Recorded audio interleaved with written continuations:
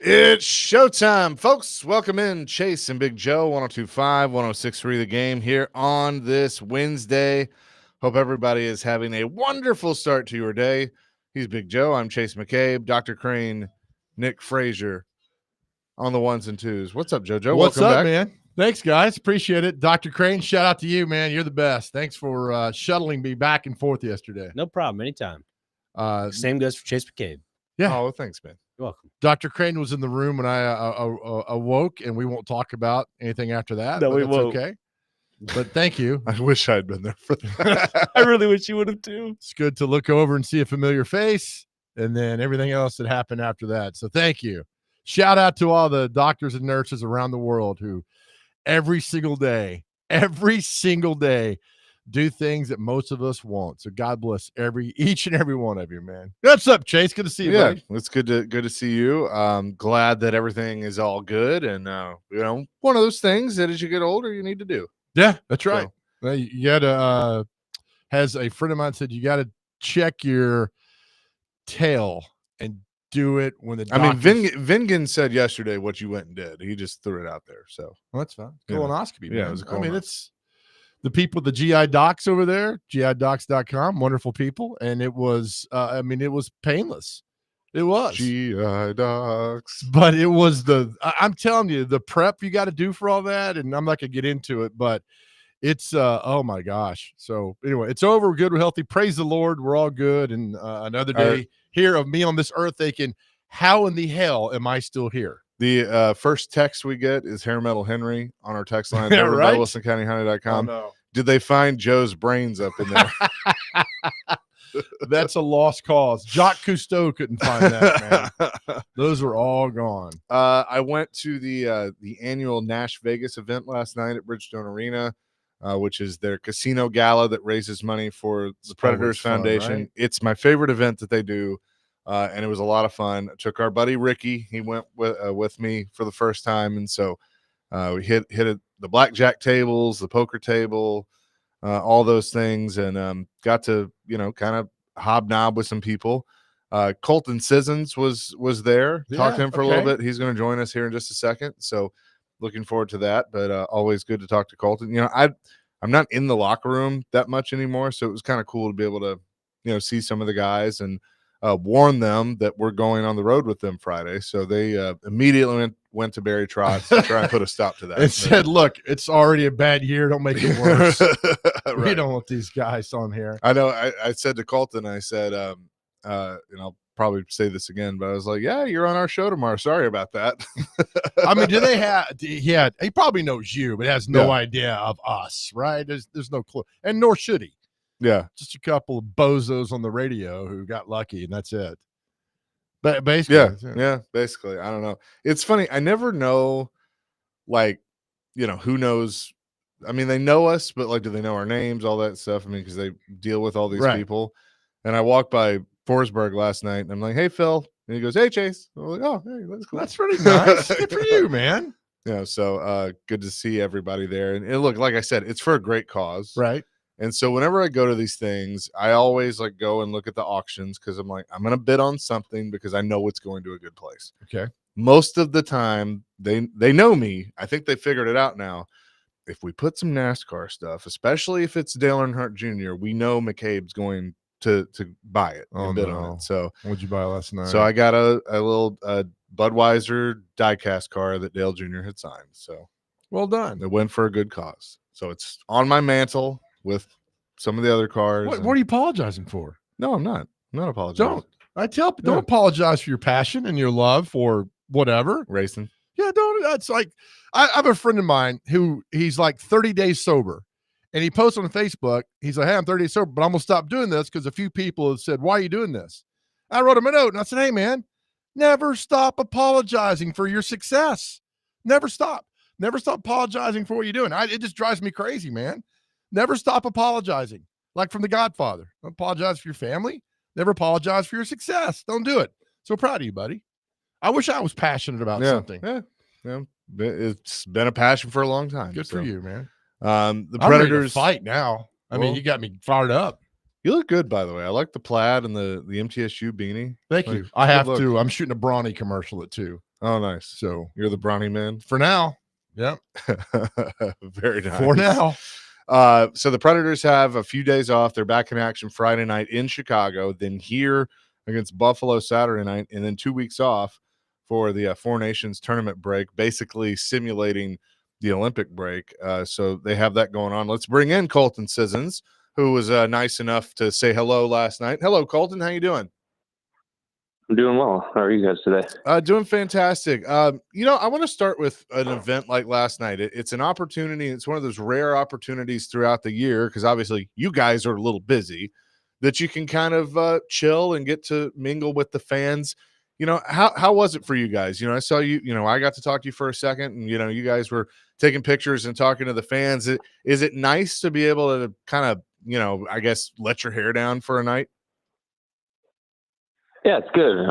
Yeah, like you said, it's so busy throughout the season. Just have to find the time to have those interactions with the fans, and so we're there for a couple hours, and there's plenty of time to have a few conversations and take some pictures and deal some cards at the blackjack table. Some of us were doing a little bit of that, but no, it was good. My buddy went over when Wilsby was dealing, said he was a pretty good dealer. Did you deal at all? I did. Yeah. I took a spin. Okay. All right. Very, very nice. Also with an event like this, I know, like, this has been a tough stretch for you guys. Does it kind of help to kind of take your mind off things for a few hours? Yeah, I suppose so. It's just something different, and you're out and busy and chatting with people, and everyone was really supportive of us last night that I had an opportunity to chat with. So that was always good to hear that, a lot of our dedicated fan base still has our back, even when things are tough right now. Colton Sissons is on the People Show with Chase and Big Joe. Colton, when you do these radio interviews, do they come to you and say, you got to go on with these guys tomorrow? Do you do it? How does that all work? I'm always fascinated by this. Yeah. I mean, I know I had to do a few of these throughout the season. So, we have our people that have our media stuff, and they keep us updated and make sure we know who to call and when to call and all that good stuff. Your reaction when you do this, I mean, you can tell, you can lie to us. You excited to be with us today? we need new promos. We need new promos here. So just say, love being on with you guys. Joyous comes to mind. I bet it does. Listen, we all know, I mean, the season's not going the way that you guys hope for or plan for, but that still doesn't mean that you guys are going to like, oh, well, it's over now. I mean, it's still going out Friday night and giving everything you got, right? Absolutely. Yeah, absolutely right. Yeah, no, I mean, we're professionals, and, we haven't given up all hope yet by any means, but, we know we're up against it. We know where we're at, but we got to show up every day to work and do our jobs and perform at the highest level. That's what's expected of us, and that's what we hold ourselves to as well. We had Steven Stamkos on last week and Philip the week before that, and we'll just talk about the difference between what you're going through of being mad and frustrated, and they're not equal at all, and sometimes they could wreck what you're trying to get done. How do you balance being mad and frustrated? I mean, it's challenging. Obviously it pisses you off when you're losing several games in a row, and sometimes you can use that anger as fire to show up the next game and have a great game, and sometimes it can go the other way. With the frustration side of things, sometimes you can lose some confidence and some belief in yourself or your team's game when those things creep in, and everybody handles things differently and respond differently to adversity. But no, we've certainly had to manage that throughout the season. It's been tough at times.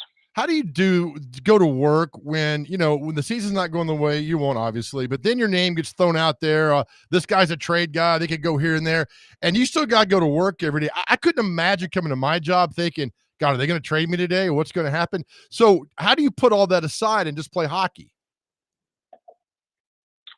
I mean, it's just kind of part of the gig, unfortunately.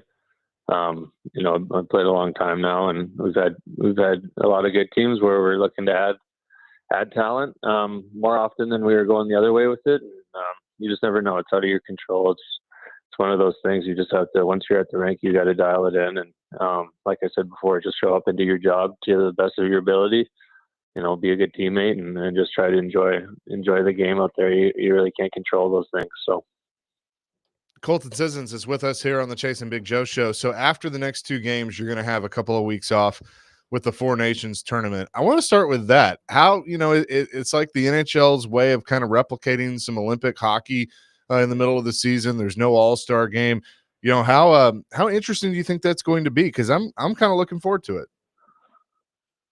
Yeah, I think it's going to be very interesting. I mean, all 4 teams have just insane rosters.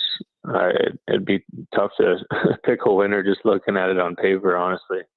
So yeah, I think a lot of people will be tuned in. There's going to be some really entertaining hockey going on over that break. Also, with the break, for a lot of you, how beneficial is that going to be? Because you're going to have some time to truly step away from hockey and just think about something else. Yeah, no, it'll be great for a reset for the body and probably more importantly, resetting the mindset. Yeah, it's nice to have that. It gets the season. It's a long season. It's a grind, whether it's going great or it's going not so great. And yeah, it'll be good for just a little regroup.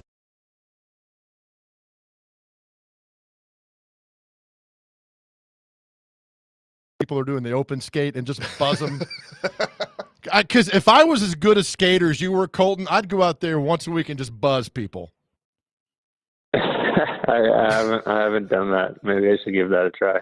I mean, obviously you're a professional skater, and I can't stand up without holding on to the sideboards, but I'd love to go out there with you one day and just watch you buzz up and down the ice and watch people like, what the hell's going on here?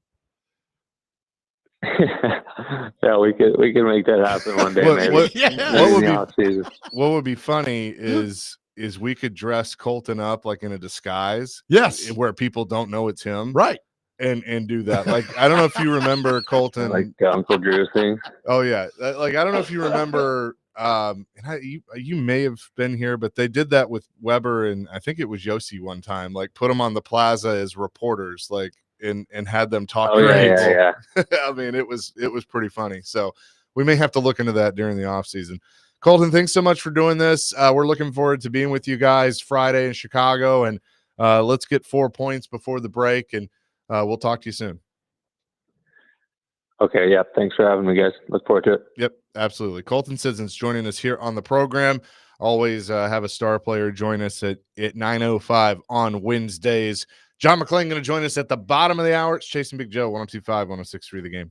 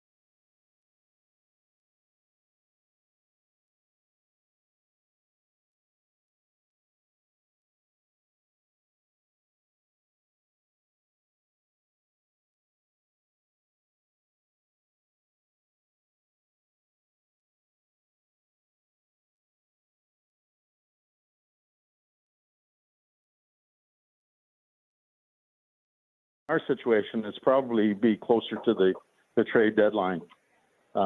It'll probably be closer to the trade deadline. And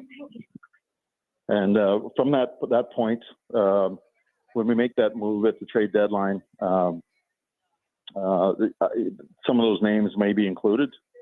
I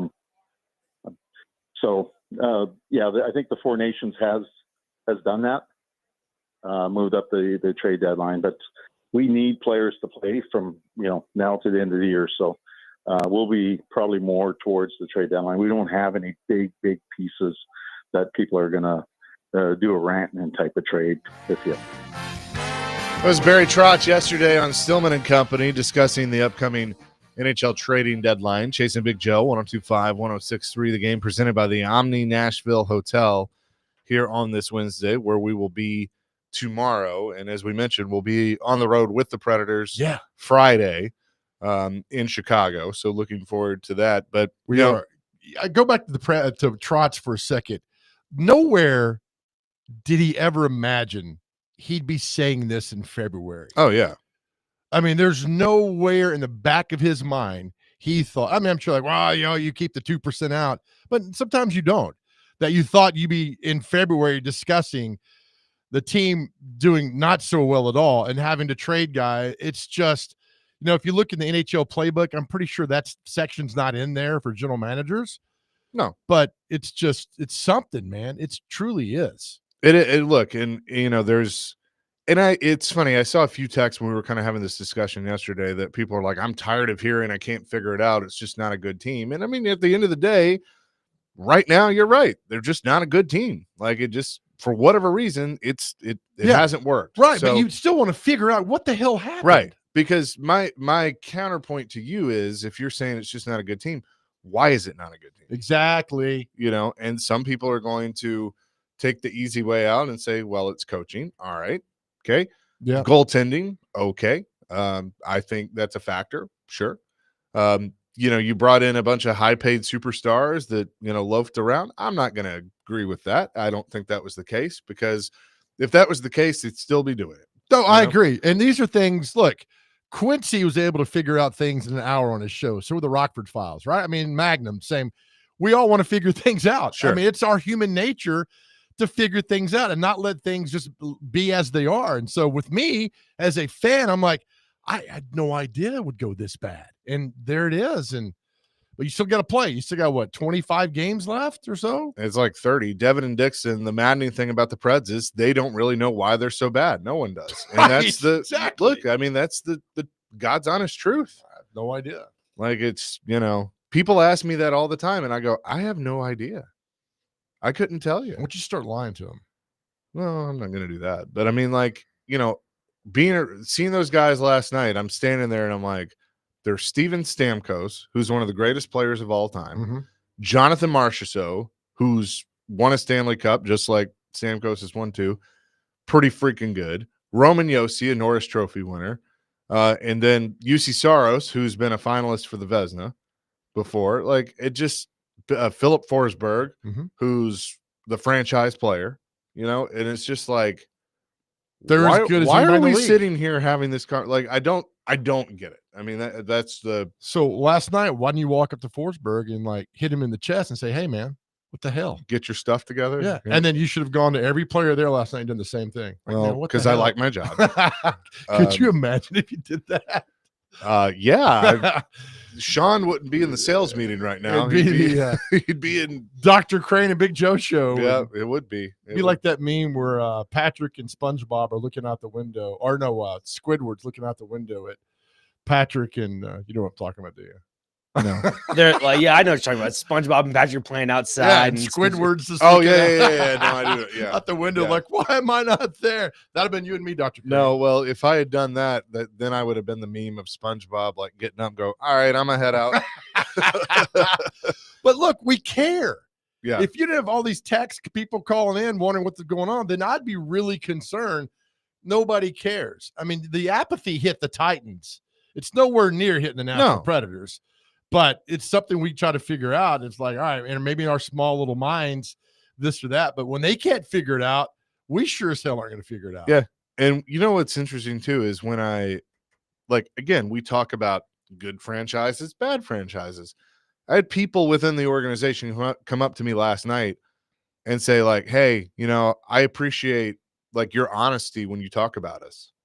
And which what that tells me, they're listening. Yep. And they admit that. And it's like, man, look, I'm trying to tell it like it is, but the truth is I can't figure this out, just like you guys can't figure this out of why this is why it is. I think are we spoiled with this team? Because look, they've been in the playoffs like 9 and 10 and 11 and 12 and 13. There was a lockout year in 14 or the 15 and whatever right in there. And we are, but what's it now? And here's what's interesting. And this is where I think in a good way, like I'm curious to see how the fan, because this is where you got a true fan or jump on the bandwagon, right?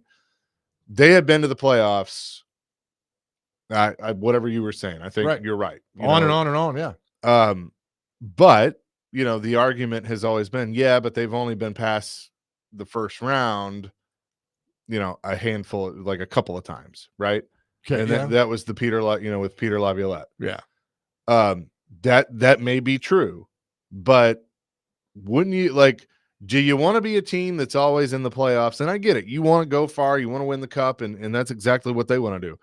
Or do you want to be a team like Detroit that's been in this rebuild for 10 years now since you knocked them out of the playoffs that doesn't even sniff the playoffs? Right. In Chicago the same way? Chicago. Yeah.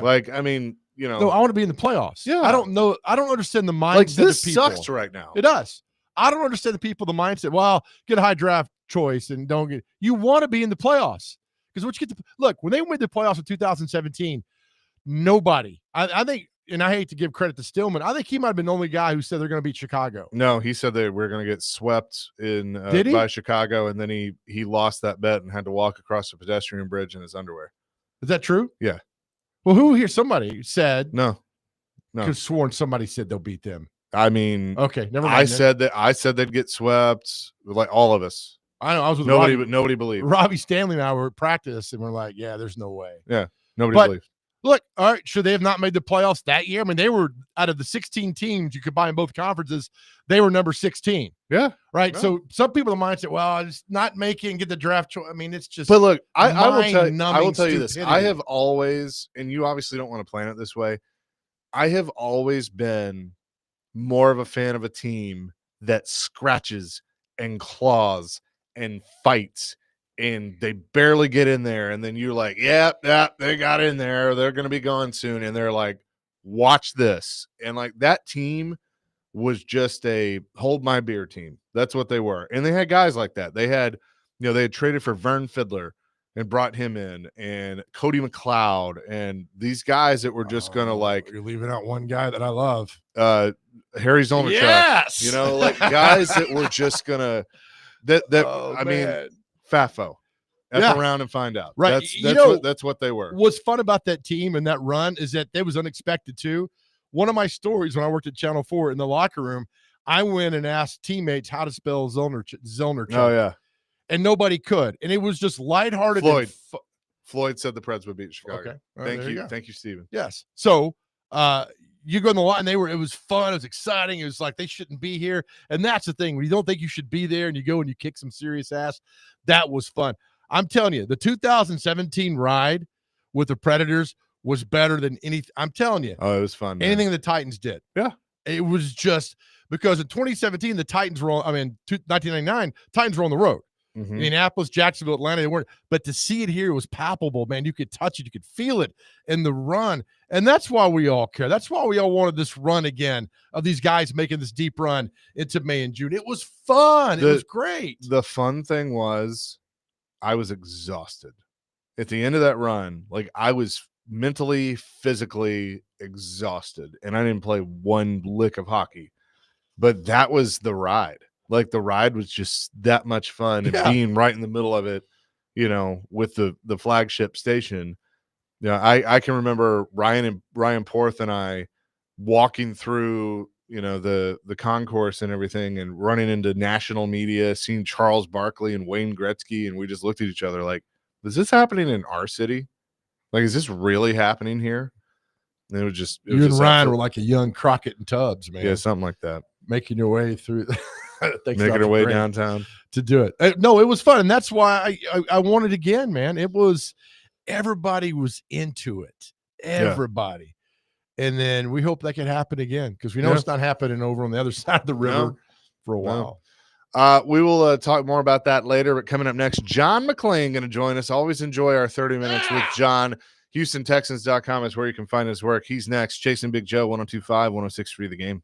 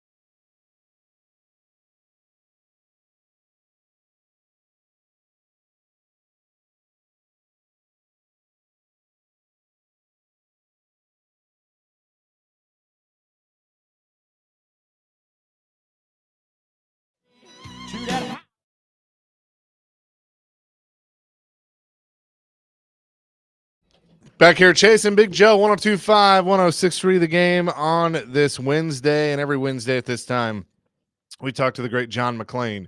Who's on the line with us? John, how you doing? I'm great, guys. How are you? I'm doing fantastic. Are you going to New Orleans, or are you sitting this one out? No, one of the reasons I retired from the Houston Chronicle in 2022, I didn't want to travel anymore. I didn't want to go to another Super Bowl. The older I get, the less I like crowds.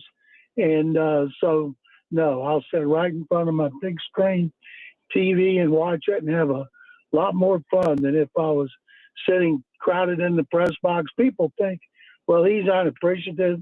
Well, I liked the first 20 or 30 that I went to, but after a while, it just got to be like a zoo.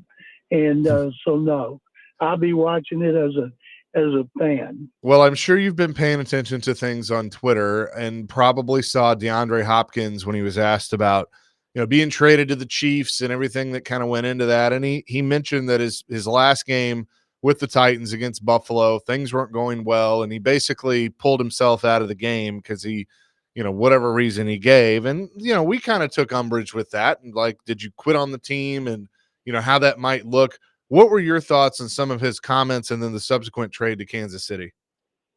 Well, it worked out great, didn't it?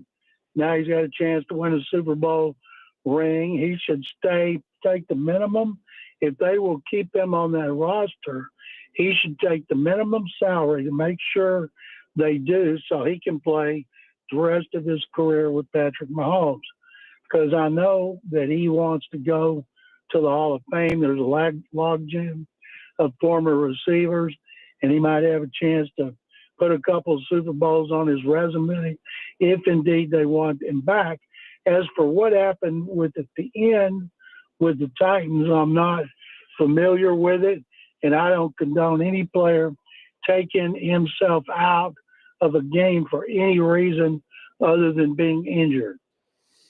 I'm with you on that. John, the Hall of Fame announcements Thursday night, and now a big discussion. I'm reading it now, and I've heard it the last couple of weeks about Eli Manning. And it's really a big debate because there's one side he's not getting in for a while, and there's other side like he's a first ballot. How do you think this plays out, John?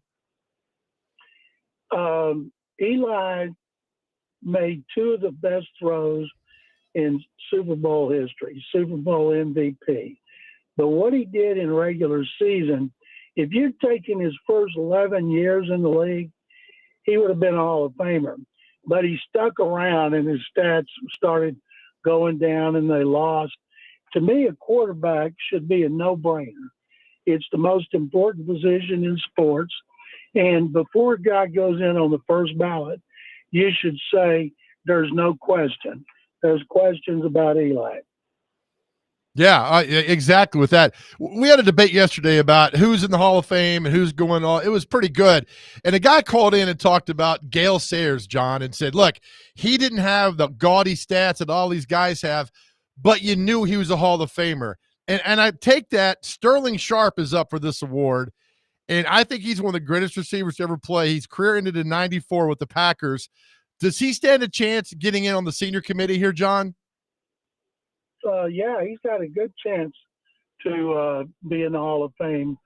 We've had our meetings, we voted, and the way the new rules are, they've made it tougher to get in, and we no longer know who the final five are that we used to vote yes or no on. They've changed the procedures, so we'll find out, those of us on the committee, when everybody else finds out. And Sterling Sharp, under the new setup, you have three senior finalists, you have a contributor, and you have a coach. Of those five, only three can make it. And to make it, they got to have 80% of the votes. So it could be three seniors, one senior, and it's confusing. And I'm not sure of those five which three I would like to see. Now, Sterling Sharp, his chances have been enhanced because we've put more people in lately who had shorter careers because of injuries. Gale Sayers is still, he and Barry Sanders, the most elusive running backs in history, and he had a knee injury that wouldn't be a big deal today.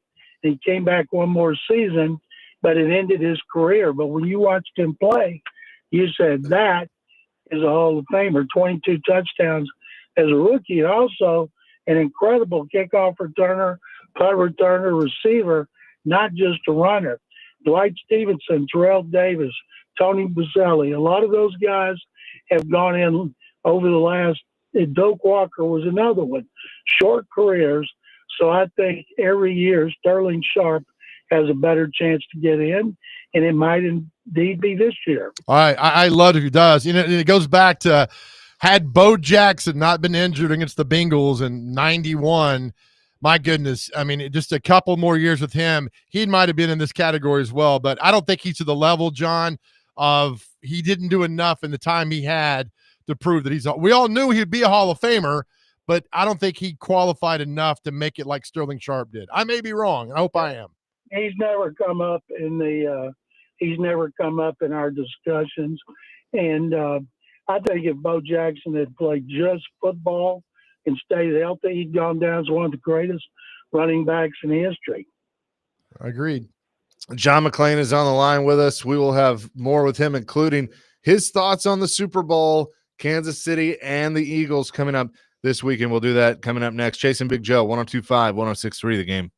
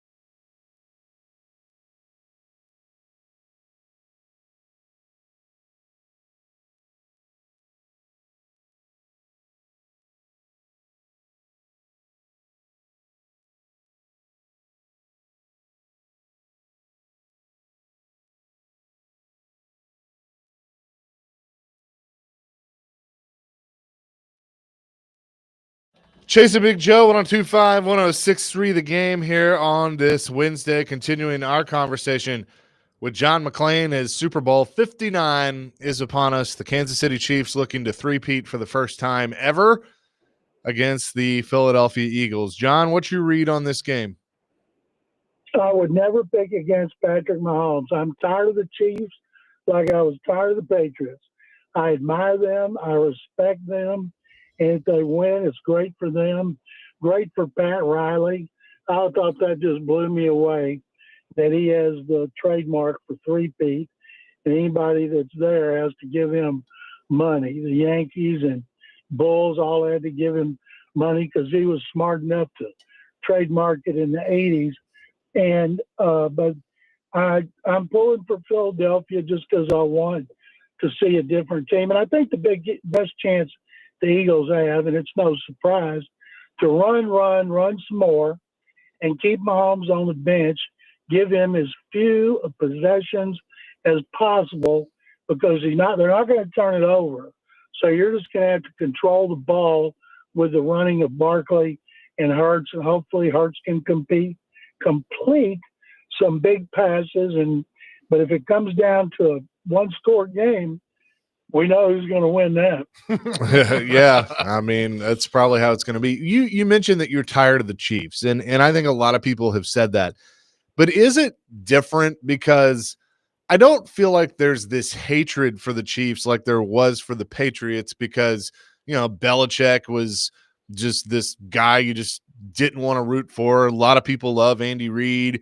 Brady was this pretty boy quarterback. Mahomes is a little more of a, has a little more of the blue collar, look to him. And also they didn't cheat. There was definitely some cheating going on with the Patriots. So do you think it's a little bit different, that it's more fatigue than it is hate? Absolutely it is. I've always been amazed that the Patriots were caught cheating 2 different times, fine money, fine draft choices. And yet the hatred for the Patriots was nothing compared to what the Astros had when the Astros had their scandal in 2017, and every player that was proven to have cheated, taken advantage of it, and they can only do it at home, is gone. And the one that gets booed the most is Jose Altuve, and he was exonerated of participating in it. But so, yes, everybody loves Andy Reid. Who doesn't love Patrick Mahomes? A lot of people are resentful because Roger Goodell can deny it to the high heavens, but we know because there's evidence that the Chiefs get favorable calls, especially at Arrowhead. That is definitely something. John, follow me this for a second. Andy Reid said he's going to come back in 2025, rightfully so. But there's a coach out there that I absolutely see taking over if Andy Reid steps down. He's the offensive coordinator for the Washington Commanders.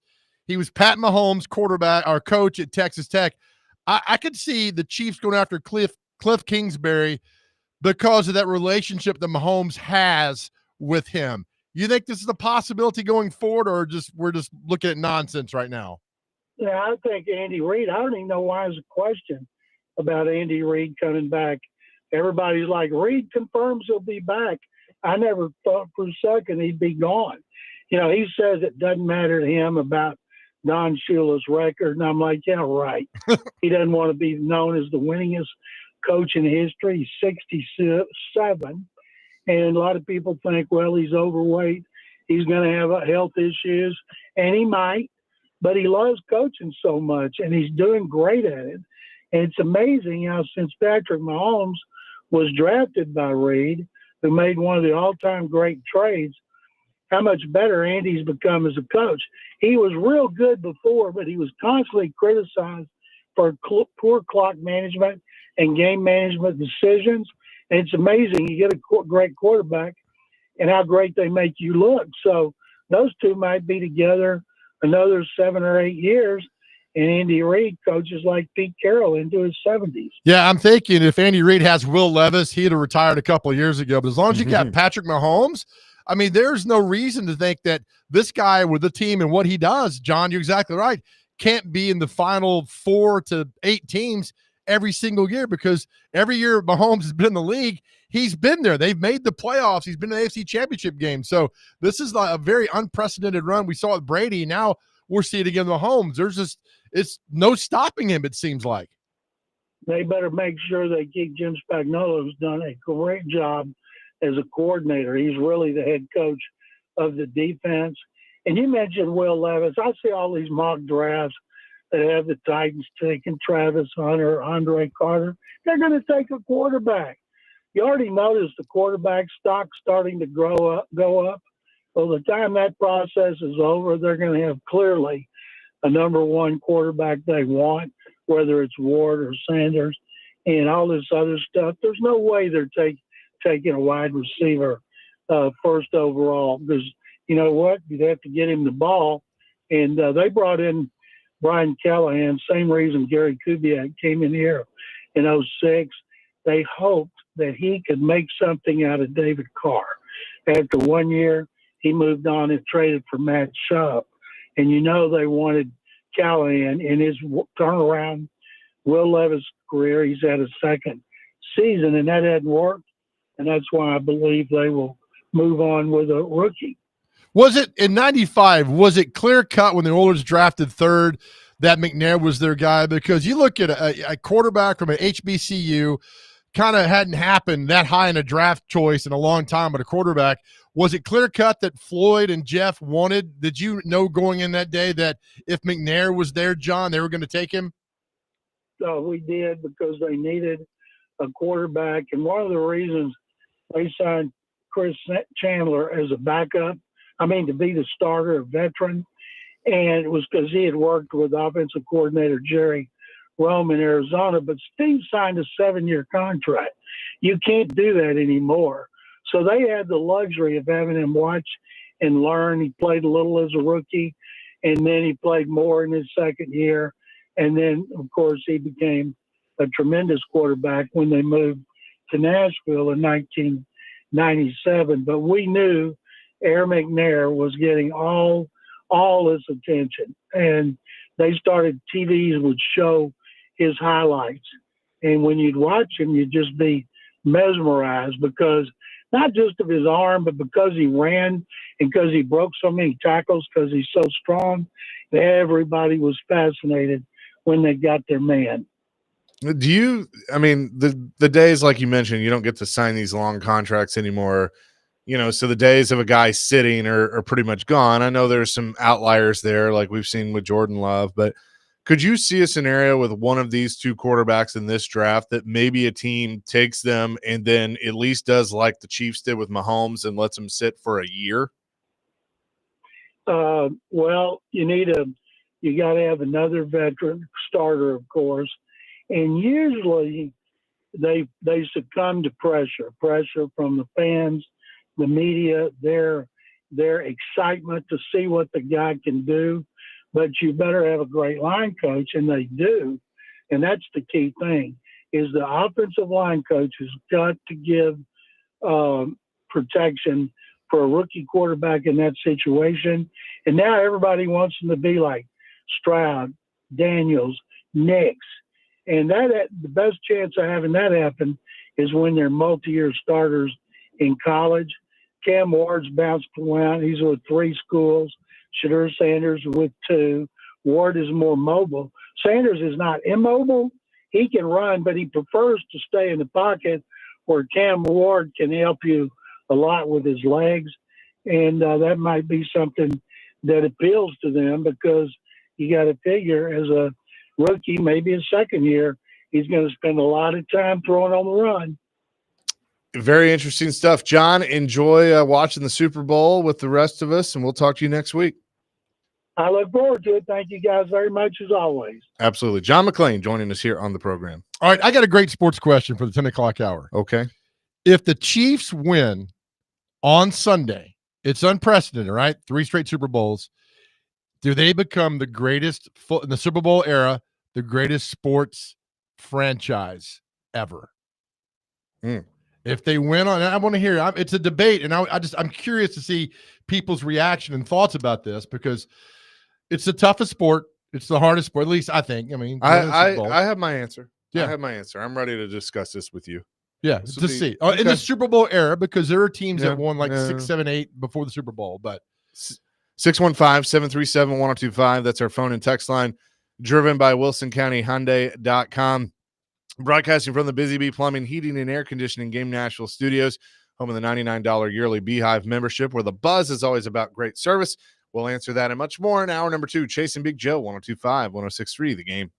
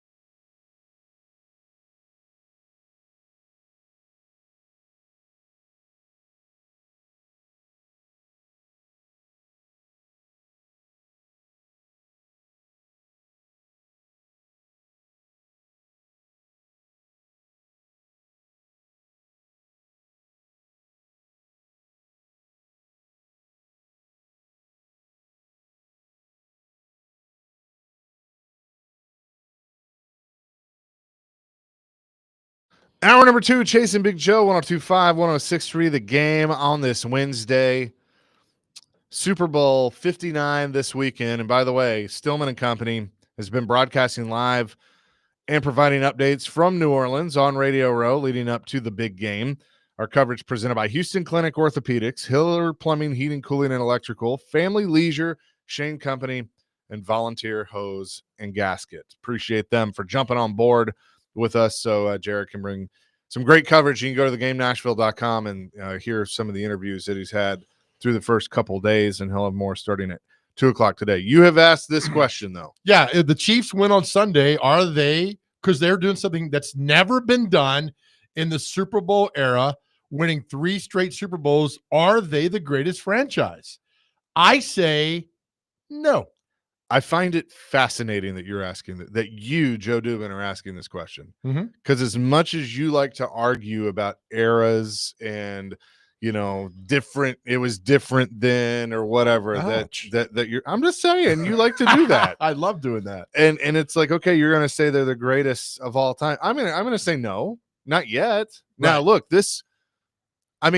okay. Are you looking at just the 3? Or are you looking at it would be 4 in 6 years? No, the 3. Steelers won 4 in 6 years. Right. So to me, But that's a dynasty. You view them as a dynasty. The Steelers and the Patriots have more Super Bowls, 6 than 49ers have 5. You go on and on. Steelers were the first to get there. To me, that's the greatest franchise. The Patriots are right behind them because you go by Super Bowl wins. You have to. Who got there first? The Steelers got there first, right? And then the Patriots got there. What the Chiefs are doing is amazing. If they win on Sunday, is amazing. 3 straight Super Bowls. I mean, that's very rare. Jordan did it with the Bulls. Are you saying just NFL? Or are you saying all sports? I'm saying just all sports to do 3. But in the NFL, it's never been done. Yeah. It's never been done. And if they do it, then they have a chance to win 4. I mean, you got to win Sunday, obviously, of course, but you get guys like Jordan in the NBA, made it look so easy, right? 91 they did it twice. 91 to 93, 96 to 98. They made it, yeah, but Jordan made it look easy. Yeah. And that was the problem. Like, everybody could do it. The Bad Boys, the Pistons, 89 and 90. It's like they'll come back. The Bears of 85, to me, is the greatest single team of all time. I think that 85 Bears are, but they didn't do it in 86 and 87, and they were done. So give me the 3-peats in the NBA, Showtime Lakers, right? Because that's where Pat Riley, jumped on trademarking it. Right. The Bulls did it twice, and that's it, I think. Well, yeah, the Kobe and Shaq, they did one, I think. let's do the Super Bowl with basketball, because the Celtics won like 12 in a row or something crazy back then. But from 1970 on, yeah, all like or that. 60. There might be another. I know that Riley them didn't do it in the 80s. They wanted the 3-peat. They didn't do it because they won 87 and 88, and the Pistons won 89, 90. Celtics won in 86. Lakers 85, Celtics 84, Sixers 83, Lakers 82. So Celtics wait, 81, why did he trademark it? Because they wanted to get it, because they Oh. thought they'd repeat after the 88 season. Was that like with the Steelers trying to do the one for the thumb? Could be. Wasn't that like Yep. the big Yeah. thing? So just what they're doing now. So if you're bored at the game, like, I'm not watching the game, nothing to watch for. Yeah, hell yeah, there's plenty to watch for, because this is groundbreaking in National Football League history for a team to do this and win 3 straight Super Bowls. That's a big reason I'm watching. I'd love for the Eagles to kick their butt and not be able to do it. That'd be fun. I think the Eagles were a better team anyway. But like the Cowboys got 5. They're up there. But you go by championships in the Super Bowl era, Steelers got it. So what they've done, is amazingly impressive, but no way does it make it the best franchise. All right. So in the Super Bowl era in professional sports in the U.S., I'll give you the major ones. I'll even include racing because there's a couple in there. Baseball, I forgot about this one. The Athletics did it 72, 73, 74. Correct. Then the Yankees 98, 99, 2000. Mm-hmm. In IndyCar, Dario Franchitti, who used to live in Franklin, he won 3 in a row. Absolute jerk. Yeah. Can't stand that guy. Cale Yarborough won 3 in a row. Jimmy Johnson won 5 in a row. In NASCAR, NBA, the Bulls 91 to 93, the Bulls 96 to 98, and then the Lakers 2000 to 2002. NFL champions. This is pre-Super Bowl, but I'm just throwing this in there for context. It was just the Packers, and that includes Super Bowl I and Super Bowl II. Okay. It was a part of it, but that was like 5 in a row or whatever. In hockey, the Canadians did a 4-peat, 76 to 79. The Islanders did a 4-peat, 80 to 83. That's the last time that's happened. Jeez. The Houston Comets of the WNBA did a 4-peat from 97 to 2000. And that's it for pro sports. Well, what makes it even more remarkable is what Buffalo did. I mean, they went to going to 4 straight. Yeah. And losing 4 straight. I mean, that's just we watched all those with, you were just born, but we did, from 90 to 93 and to watch those to 4 straight. Hell, that's almost an accomplishment upon itself, but they didn't get it done. There's a lot of argument and a lot of debate about if they win, are the Chiefs the greatest franchise. It's funny. Let's test your knowledge. Sure. Here. There was in college sports, there is a local team that 3-peated as a national champion. Pre-Super Bowl era. College? Mm-hmm. Sewanee? Nope. Basketball. Oh. NAIA. The Lady Vols did it. Well, right. I'm saying 1957 and 1959, the TSU Tigers. Nice. 3-peated. Well done. Didn't know that. All right. Yep. That's very cool. Let's see. USC did it in baseball, 70 to 74. That was a 5-peat. Jeez. Actually, Oklahoma in softball has 4-peated, 21 to 24. UCLA was a 3-peat, 88 to 90. Football, the FCS, they did it. App State, 05 to 07. North Dakota State did a 5-peat, 11 to 15, and then a 3-peat, 17 to 19. That was an App State team that beat Michigan in 07, too. Yep. Now, NCAA Division I basketball, UCLA did a 7-peat from 67 to 73 with John Wooden. What is UConn on now? They got 2 straight or 3 straight? 2 straight. 2 straight. Okay. Yeah. Women's basketball, Tennessee 3-peated 96 to 98. Connecticut did it 02 to 04, and then a 4-peat 13 to 16. Jeez Louise. That's something. I mean, winning 1 is incredible. 2 is mind-blowing, but 3 or more is like, holy cow. Yeah. But I mean, I think if you're going to go pro sports, this is tough. I think either of those Bulls teams, probably the second one. I mean, they were so freaking good. They were. Jordan came back with a vengeance. Pippen was pissed off. You add Rodman to the mix, Kukoc, Steve Kerr. I mean, Steve Kerr does not get enough credit for being a part of that. Oh, no. Was he a part of all 3? No. Well, no, he was the first 3, I think. Wasn't he? 91 or 96 to 98? I think he was the second 3. Second 3. Paxson was the first. And then Horace Grant was part of some of it. Is Mahomes Michael Jordan? Ooh, probably. That's a better comparison, just the kind of athlete he is. Yeah, I mean, he hates losing. Mahomes, the interviews and reading about it, just hates losing, man. And that's who you want leading your team. You want a guy who hates losing. Jordan was the same way. Jordan hated losing. Jordan's pettiness against other players. Oh, I loved it. Was beautiful. I loved it. What's the game they did a back-and-back versus Washington? And I forget, it was Gilbert Arenas or one of them was talking smack to him like, you ain't getting nothing tonight. And Jordan had a bad game. And the next night, I think it was in Washington on the road, Jordan torched him for like 45, and he wore the 45 jersey because 23 was lost or something. This is a big, long story. And well, they had already retired 23 because he had retired. And it was just, I mean, mind blowing the way he just approached the games. So, but obviously, in football, it's different. You got 10 guys that got to help you out. In basketball, you got 4. But when they plugged in Pippen and Rodman, and Luke Longley, the center, and all those guys. Will Purdue. I mean, Will Purdue won 4 championships. He did. 3 with the Bulls, and then who was he traded for? Remember? To San Antonio. Yeah. You just said don't tell Steve Kerr. Nope. No. You just said it. Did I? Mhm. Horace Grant, Nope. Kukoc, Longley. Greatest rebounder of all time. Oh, Rodman. Yep. Yeah, that's right. Okay, interesting. Yeah. It is. I was gonna say something and I just lost my. Say train it, of pal. thought.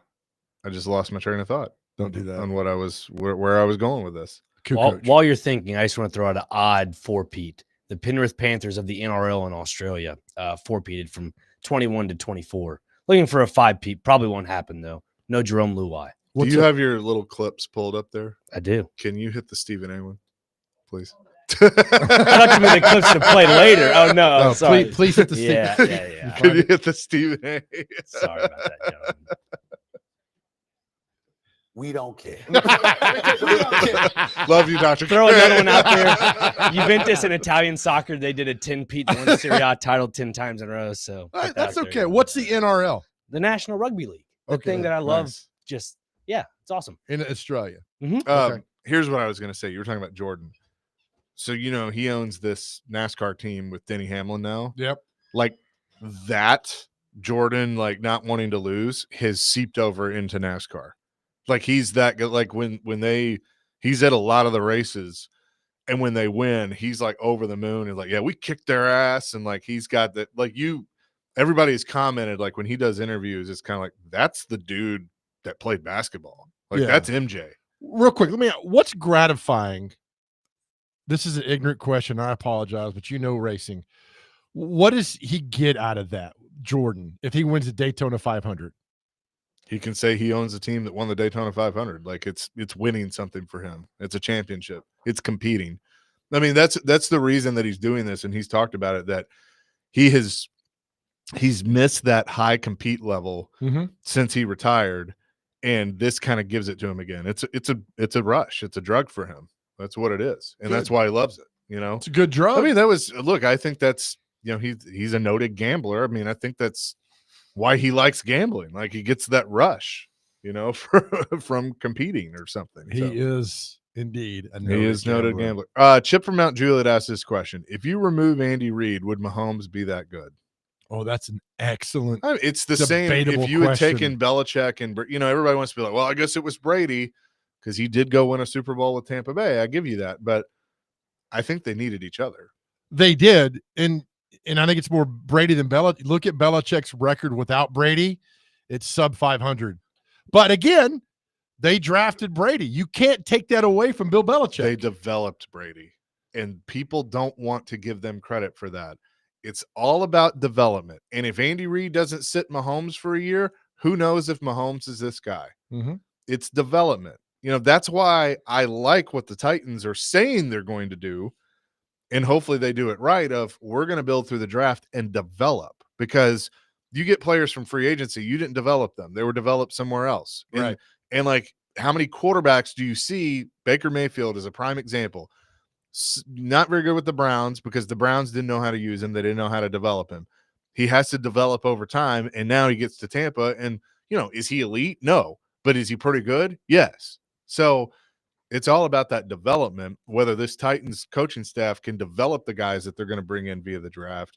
Time will tell. But, right. You got to give Belichick the credit for him and, Bill O'Brien and Charlie Weiss, and then, later Josh McDaniels. They, especially those early years, though, they developed Brady into what he became. They did, but you got to give Brady credit. Sure, I'm not giving him credit. I mean, when he goes up to Robert Kraft and this speech, he goes to Kraft and says, "You know who I am?" Oh yeah, you're that quarterback draft for Michigan. He's like, "No, I'm the best draft choice you'll ever have." Yeah, just the bells to say that to the owner. And you go back. That's a great question, Chip. The debate also goes to Joe Montana and Bill Walsh. Like, would Joe Montana had that career had he not been drafted? We don't know. But the fact that he had Bill Walsh, also Joe Montana had Sam Weiss with him for a couple of years in San Francisco to do what? Develop him. All these guys got developed. And you look at the extreme, like Aikman in '89 with the Cowboys. Jimmy Johnson just threw him to the fire, right? Just you're going to go. And remember, Aikman's job wasn't guaranteed. Remember who battled with him for that job? Steve Walsh. Yep. Who Jimmy had in Miami. But Aikman dug deep, worked hard, developed with the help of the Cowboys, and the coaching staff and became. So you're exactly right. It's all about developing. And like, we know Will Levis isn't developing. We see this every Sunday. He's not developing. And then so that's why you move on from a Will Levis. But there is a blueprint for this. Speaking of Will Levis, he actually spoke at the Super Bowl. Jim Wyatt had it on his Twitter account. You'll hear what the current Titans quarterback had to say. Coming up next, it's Chasing Big Joe here on this Wednesday. This week's Nashville's best deal is Prince's Hot Chicken, the original iconic hot chicken joint. Get half off a $25 gift card now while supplies last at thegamenashville.com/deals. This gift card is only good for the Tanger outlets in Antioch and inside Assembly Food Hall in downtown Nashville.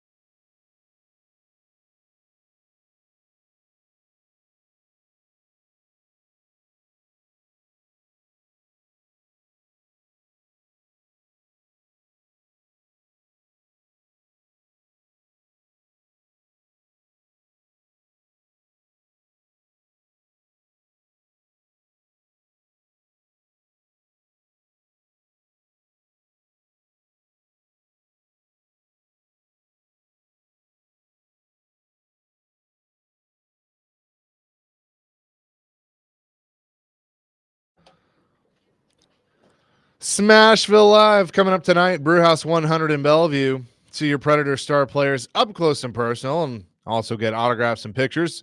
It'll be defenseman Justin Barron and Nick Blankenberg as the guests. That's at Brewhouse 100 in Bellevue starting at 6 o'clock tonight. And of course, you can hear it right here on 102.5, 106.3, The Game. A lot of athletes head down to Radio Row and Super Bowl week. Obviously, Jared's down there and has had a ton of interviews, but I saw on Jim Wyatt's X account, Twitter, that Will Levis, the Titans quarterback, was there. He had some interesting things to say about his future and the new look of the Titans. Taking the good with the bad and making sure that I'm taking note of all the things that happened, and most importantly, trying to clean up the things that could have made the season go a little smoother if I were able to clean up beforehand. So a lot of good, a lot of things that I think I was able to improve on from last year, and a lot of stuff that I know is up to the level of what needs to, happen as an NFL quarterback, and a lot of throws too that a lot of NFL quarterbacks, weren't able to make. And I think that those plays give me the confidence to go and improve on the things that I need to propel me further in this league. So I'm looking forward to actually meeting him in person when I get back in the building next week. And then, it was cool just hitting him back and forth. The first thing I noticed was the 617 area code, so that's close to my heart. So had a little talk there, but seems like a great dude. Obviously, he's done some amazing things with the Chiefs, and looking forward to getting to know him and seeing what he's got planned and what he sees for the vision of this team. It doesn't change the process. I feel like I think I have a really good schedule and outlook on this next couple months before we start up OTAs, and I'm going to put myself in a great position to be healthy and be ready to play, and hopefully I can do whatever I can to show them that I can and should still be the quarterback for this team. And I feel like it's in their best interest, and they got to do their due diligence to make sure that they know who's out there and evaluate who they feel like they should evaluate. So it doesn't offend me at all, and I know going 3-14 doesn't get you your job security any year and for any team. So I know how it goes, and all I can do is put my head down and work to again show them that I can still be this team's quarterback. That was Will Levis with Jim Wyatt of TennesseeTitans.com down in New Orleans at the Super Bowl. A couple of things that stood out to me that I find a little bit interesting. Maybe I'm overthinking this first part. He said he had talked to Mike Borgonzi on the phone, but has not met him in person. I kind of look at that as if you're the franchise quarterback, wouldn't the GM want to meet you? Right. I mean, I'm just saying, I just, okay. Maybe that's, again, a little bit of a reach on my part, but I kind of feel like if he was Patrick Mahomes and the Chiefs made a new had a new GM, that'd be the first guy I'd probably want to talk to. Oh, That's just me. But so that kind of stood out. I like Will Levis, the person. Like I do. I think, I've met him a couple times.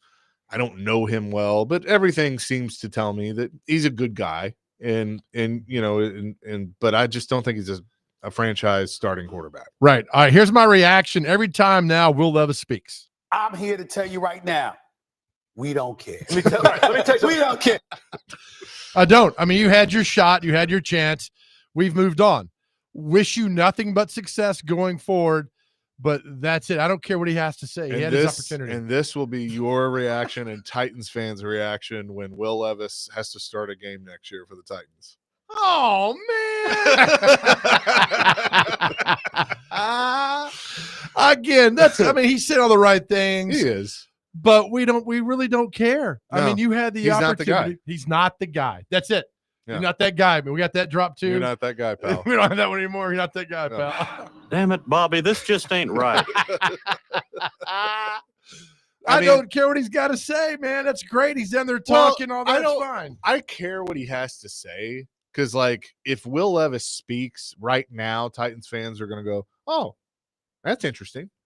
Okay. Yeah, it doesn't matter. Perked up. Yeah. Right. But, I saw that on Jim's Twitter, and I'm like, oh, he's talking. Okay, cool. Yeah, I want to hear from him. Let me ask you right now. They take a quarterback number one right now. You're right now on your mind. Quarterback number one. No. Absolutely not either. I say they don't. Nope. I get a bridge and trade back. Cam Ward is not the answer. So I want to bring this up next because I heard Koharski and Robbie and Rex were talking about this earlier today, and I was like, I have to ask Joe about this. Don't answer it yet. And that is the scenario that they do take a quarterback 1 overall, but they still sign a bridge quarterback. What do you think about that? No, I said don't answer it. Okay. Well, we'll talk about that next. Jason Big Joe, broadcasting from the Busy Bee Plumbing, Heating, and Air Conditioning Game Nashville Studios, home of the $99 yearly Beehive membership, where the buzz is always about great service.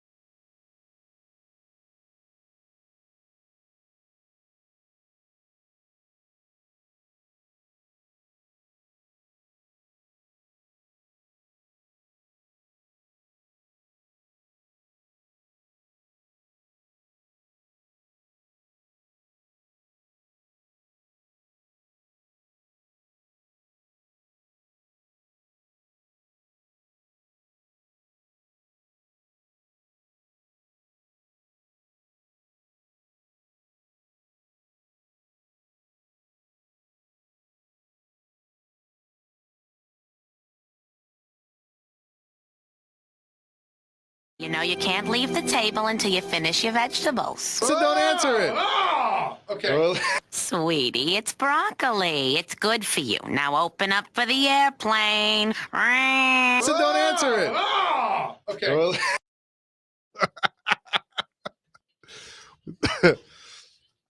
I don't even know what to do with that. That was good. Somebody's working magic back there, making it happen. Making me proud. Duncan fans, come experience the new age of Duncan at the grand opening of their newly remodeled Brentwood location at 4930 Thoroughbred Lane this Friday.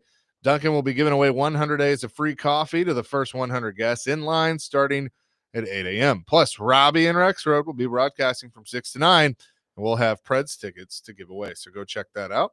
Joe and I will be in Chicago. Right. Looking Robbie forward and to that. Rex Road. Yeah, that'll be a fun time, baby. Looking forward to that. We just heard Will Levis's comments, but it came up this morning on Robbie and Rex Road with Paul Kaharski in studio. What if the Titans took either Shedeur Sanders or Cam Ward 1 overall, but still went and signed somebody like a Derek Carr or a Kirk Cousins, or I'm not going to say Sam Darnold, and they kind of dismissed the Darnold because, like, if you're paying a ton of money to one of those guys, they're going to be your Right. starter. But I mean, Atlanta did it last year. They signed Kirk Cousins to a big deal, and they still drafted Michael Penix. And it turned out to be A disaster. I would say disaster. Yes, kind of. They almost made the playoffs, but the consternation it developed, even Yeah. when Kirk Cousins at the draft, like, what the hell? Basically, Yeah. he's in a cuss. Like, he's a good man. Well, and look, he handled it right because every public thing with him was he was helping Penix and was supporting Penix and all that stuff. But deep down he was pissed off. Right. So you draft Shedeur Sanders, right? Then you get Derek Carr, and Derek Carr comes here, and the Titans are 1-5. Who starts chirping then? Yeah, I mean, then it's Daddy's well, chirping. They're all chirping. I think the more likely scenario is Cam Ward that you take, because everything that a lot of people are saying is Cam Ward I think it's is not smoke one screen. overall, Right. but is the better of the two. So let's say they take Cam Ward and sign Derek Carr, and Derek Carr comes in as the starter. I mean, is that not kind of similar to Alex Smith and Patrick Mahomes, even though Mahomes was not the first overall pick, he was 10th? Well, Mahomes is a billion times better than a Cam Ward. I just look, if you're going to do that, you better pray to God Cam Ward is your savior. You're going to have to believe he is your savior, because this is it. I mean, this is it. You've the number one pick. This is it. This is your chance, your opportunity. The nerves come with picking number one, man. I mean, I'm telling Ugh. you Woo. that you asked me earlier, do you think they're going to take a quarterback? And I said no. What I ultimately hope ends up happening is Roger Goodell walks across the stage with the first pick and says, "We have a trade to announce." That's what I hope happens. Like, just trade back. And then let your board dictate what you take. Trade back to 3 or 5, 4 or 5 or whatever. And then you have your board and you go by the board. And look, if you say trade back to 5 or 6 and Cam Ward is still there and you like him and he's on your board, then take Cam Ward at 6. Okay, I'll do I'm like with you on that. I don't have an issue with that, because then you're talking, then you have accomplished two things. You have gotten more picks because you traded out of 1 back to 6. That's going to give you a lot, including a first for next year. And then you have taken a guy that you have highly rated on your board, and he happens to play quarterback. Then you can play the game of maybe you've signed Derek Carr and you draft Cam Ward and you sit him for a year. And it's a little more tangible at that point. But you take a guy number 1 overall, you got to play him. Now, Kuharski said this morning that I agree with, that he doesn't love the idea of your first round pick not contributing in year 1. I tend to agree with that. But if it's a quarterback, especially one of these two quarterbacks, and I've heard that, Jackson Dart, there's talks of him working his way into the first round, kind of like Bo Nix did last year. Yeah. I think you're in a situation with these 3 guys where if you can afford to sit them, that's probably going to be the better option. For So you. you could have Will Levis, Derek Carr, and a Cam Ward come May. I think in that situation, you're trading Will Levis and getting whatever you can get for him. Nobody wants him. I think you could get a 5th for him. You're insane. No, I How think- much did you drink last night? I think 3 beers. That's it. You Yeah. had a ride home. All right, you're good. I know yeah, you're I'm you're good. safe. Did you do anything else? No. I mean, were you roofied? No, I'm just- no. Nobody's gonna offer. If Will Levis put a job application here, you'd call me and we'd laugh. It ain't happening. Nobody wants him. Do you think he gets a 5th round? I need somebody to do overnight, so I'd probably have to do that. Well, there you go, man. Do you think somebody's going to give you a 5th rounder for Will Levis? I mean, I don't know. I but don't think probably. the Nashville Cats would give you a 5th rounder for Will Levis. Will Levis got a strong arm. Right, man. You can help does. us out. I just think, man, nobody wants that. I mean, that's the thing. So we're left. I think the NFL sometimes no. Not in this. No. Tell me if this statement is right or wrong. Okay. Sometimes their egos are a little too big and they think they can fix anything. Sometimes there are teams that will look at a guy like Levis and go, you know what? Yeah, give him a 5th round pick, bring him here, I'll fix him. I do think that exists. I want to know that too. That team is Because and because that team's worse than the Titans. they're down in Dallas, the Dallas Cowboys, because they thought they could do something with Trey Lance, and then they got him in there and realized, oh no, he sucks. So I do. I think I those don't know what to say to this. I think those teams exist, and I do. I think you'd get a 5th round pick for Will Levis. I think you've lost your mind. I really do. There's no way nobody wants him.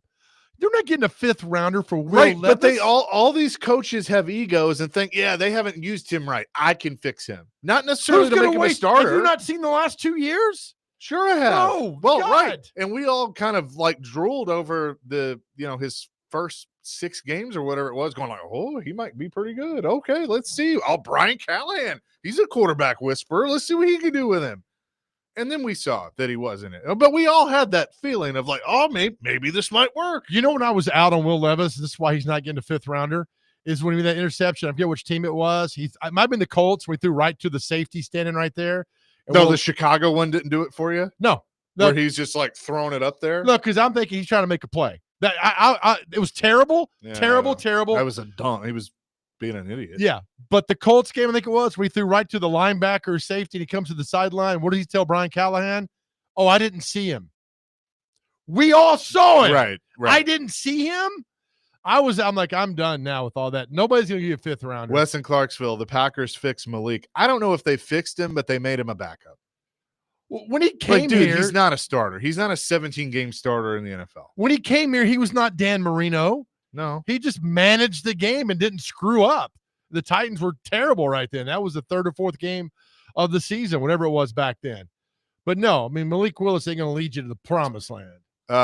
2360 wants to know, if there are 32 teams in the NFL and the Titans have the first pick, why wouldn't they have the 33rd pick? Why is it the 35th in the second round? That is because there were ties with the same record, and so part of the way they do the tiebreaker is you don't get the first pick in the second round. That's stupid. I know it's dumb, but That is really, I'm really. just relaying what it is. That's just really, really dumb with all that. No, I just think nobody wants Will Levis, and he can say whatever he wants to. But I'm of the mindset, I like a bridge for 2 years. I like trading back, gobbling up draft choices, and finding your quarterback. If you can get a Jackson Dart in the second round, take it. Do it. Why not? Right? I don't think Cam or Shador or these guys are the answer right now. But if you take one, you took Levis in the second round, not paying your first round money to do that. But again, nobody's asking me, and I'm glad they're not. Yep. So I don't know. There you go. So it's an interesting discussion. You know, this is 9355. There is still a high probability these draft quarterbacks need to develop. That doesn't fix anything this year. Go get the bridge and focus on the other vacancies until they have an opportunity at a better prospect. That honestly, Mark that's what I agree with. Because here's the deal. Let's say, and Dr. Crane and I talked about this last week. If you trade back to 3 with the Giants, like, you're going to get their first round pick. I mean, that's just a part of, you have the number 1 overall pick. You're going to ask for the next year's first round pick. If you don't, then fire everybody. Yeah. But So you get that. There is a really good chance that the Giants, as bad as they have just as many holes as you do, that they're going to have a top 5 pick next year.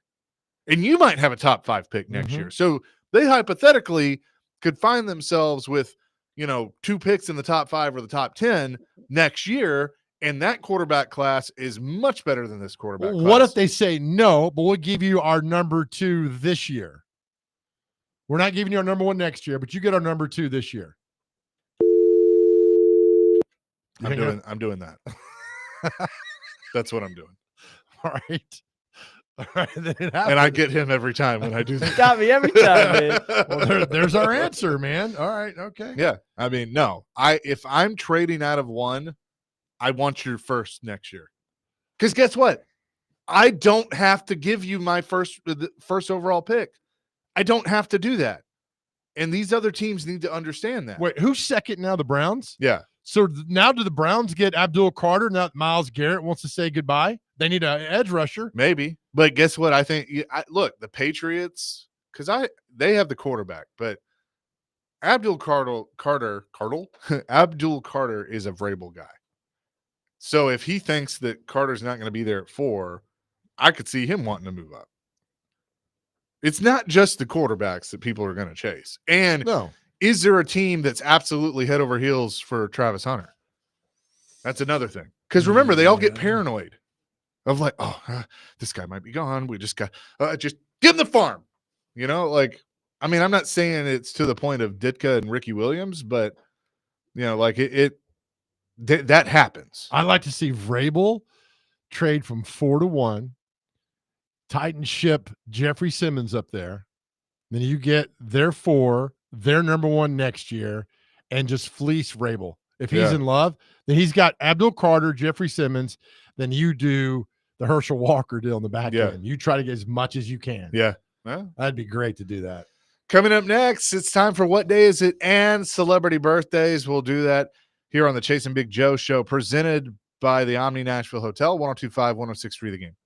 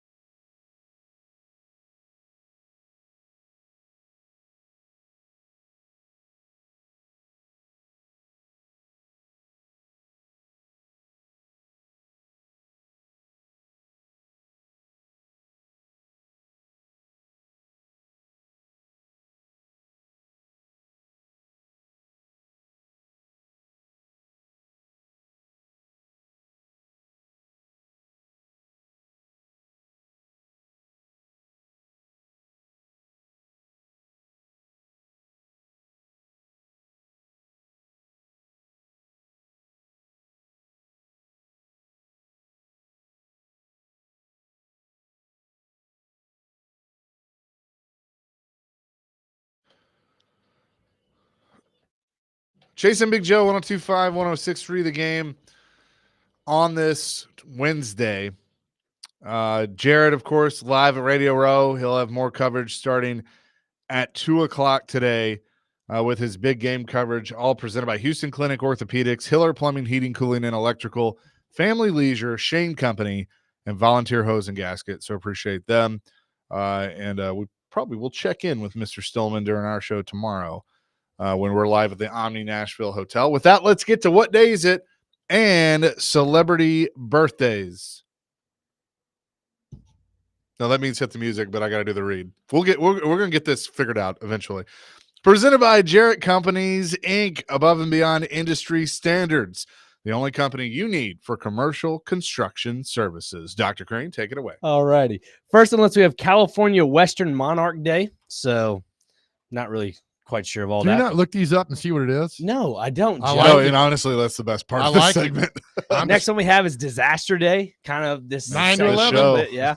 Let's see. Move Hollywood and Broadway to Lebanon, Pennsylvania. What about the Lebanon, Tennessee? We could do that. I'm all right with it. Do they call it Lebanon, Pennsylvania, or is it Lebanon like it is out here? I'm going to pronounce it Lebanon. I don't know Yeah. if it's Lebanon or not, Yeah. but it doesn't sound cool.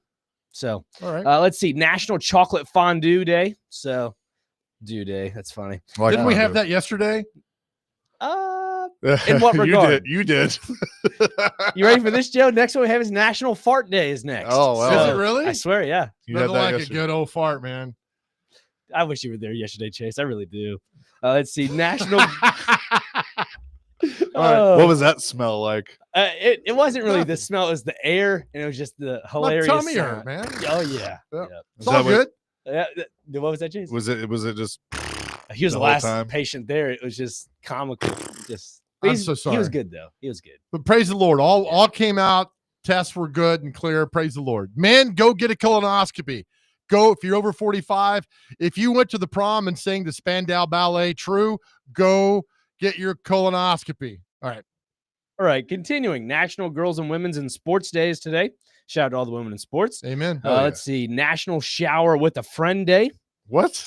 That's what it says. National Shower with a Friend Day. So, I'm gonna pass on that. yeah. It depends on who your friend is, though, Yeah. right? Well, yeah, I guess, but I'll pass for that. Let's see. National Signing Day is today.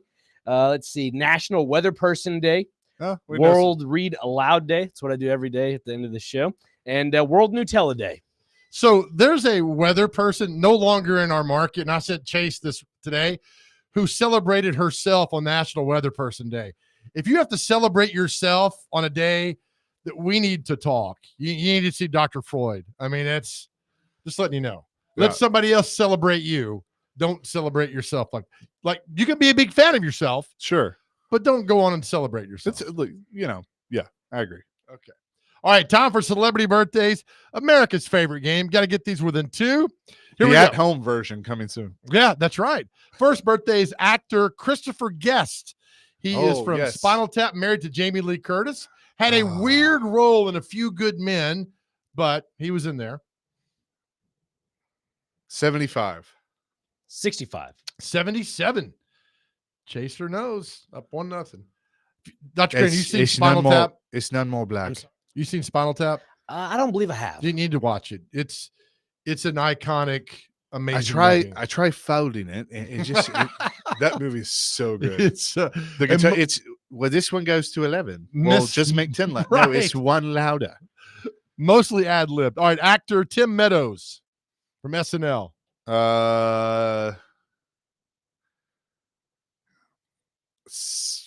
62. 65. 64. Tied at ones. I like this. Shaping it to be good. Actress Jennifer Jason Leigh. She was in Fast Times at Ridgemont High. She was in Backdraft. Backdraft's a great movie. It is. 57. 60. 63. So close. My favorite SNL player of all time, Chris Parnell. He's from Memphis.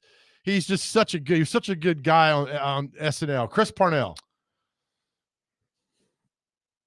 60. 65. 58. Up 2-1. Chaser. Well done. By the way, Chris Parnell was the drama teacher at Germantown High School in Memphis. Move on down here. Singer Bobby Brown. Oh.